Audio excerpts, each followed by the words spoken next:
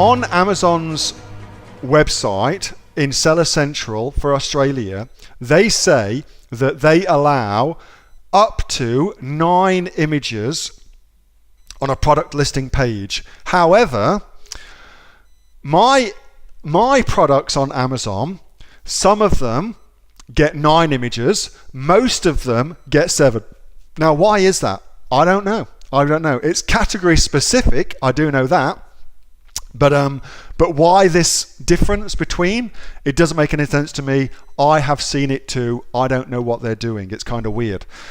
So here's my advice, given that that's the case. So my advice is this. Let's go over to into our little Aussie online entrepreneurs. Here's what I suggest you do. All right, I'm going to give you my tried and tested strategy. Hopefully you can see that. Let me just check. Yes, you can. All right, so here's how I lay out my images on Amazon. So in order of importance, so if you've only got 7 images, you do these first 7. All right. If you get all 9, awesome, you can do all 9. But in order of importance, so your hero image, you know that already. White background, don't frick about with that. Number 2, show your product being used, ideally being used by your ideal customer. So if you sell to baby boomers, show your product being used by baby boomers. If you sell to tweens, show your product being used by a tween. All right, show it being used by the person.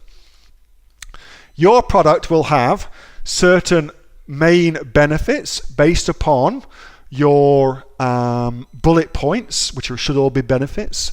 So your number 3 and number 4 images should visually show your main top two benefits. All right, visually they should show your top 2 benefits of your product. If you've got a skincare product and the main benefit is gets rid of wrinkles, you should show in position number 3 image no wrinkles, an image of no wrinkles. Okay, so it's that sort of thing.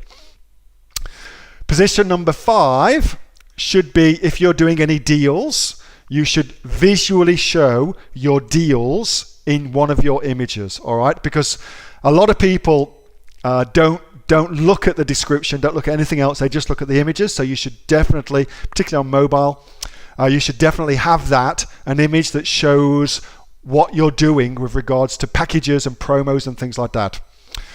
Image number 6 should be your benefit number 3, so your 3rd most important benefit. And then image number 7 should be a comparison image. Now typically this is best if it's a before and after.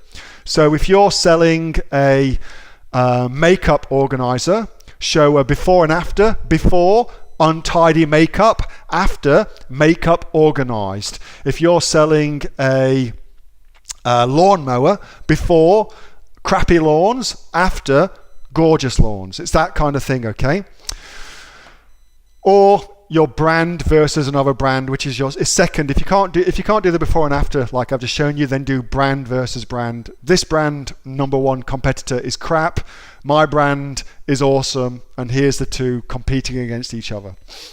So if you only get 7 images in Australia, do those. If for some reason you get more, then you want to address number 1 problem with your competitors, and that's based on looking at their negative reviews.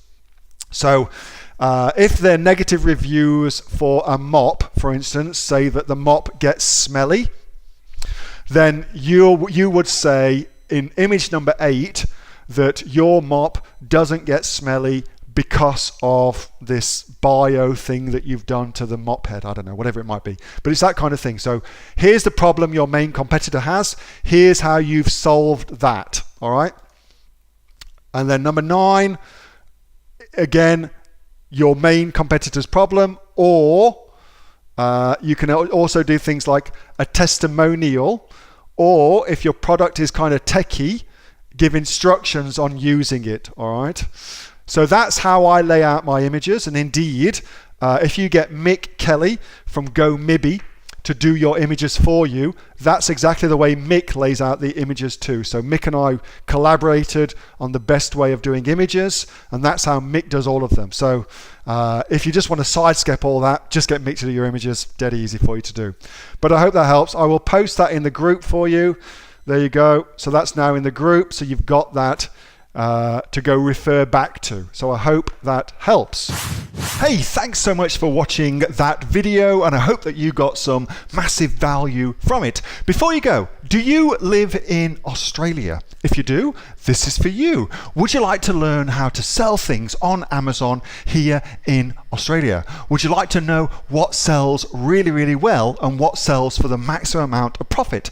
Would you like to know where you can source those products from, whether that be in China or here in Australia, and how to source them so you pay bottom dollar and get maximum value for what you're doing?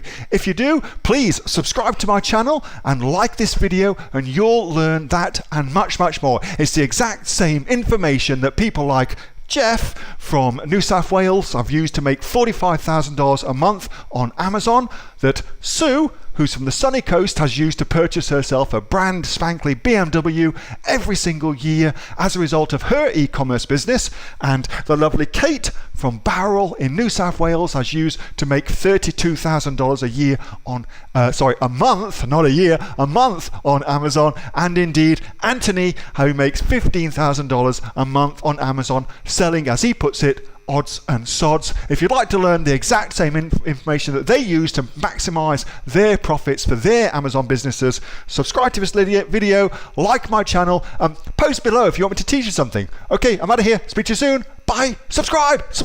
Do it now.